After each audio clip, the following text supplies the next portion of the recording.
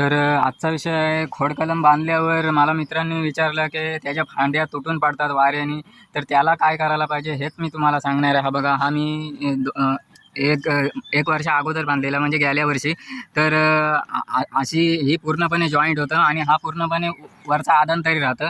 आणि जर हवा आली ह्या बाजूने आली किंवा उत्तर दिशेकडून किंवा पूर्व दिशेकडून वाहत जोरात वारा आला तर हा इथून पूर्णपणे असा चिरू शकतो.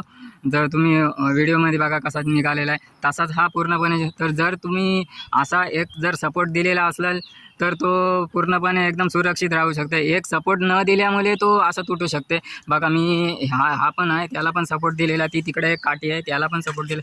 हा सुद्धा मी खोडकलमच केलेला आहे. तर तुम्ही अशा प्रकारे सपोर्ट देऊन त्याला तुम्ही वाचवू शकता. हा बघा, हा पण मी गेल्या वर्षीच बांधलेला आहे. हा कातली हापूस आहे, त्यालाच हा बांधलेला आहे हापूस म्हणजे.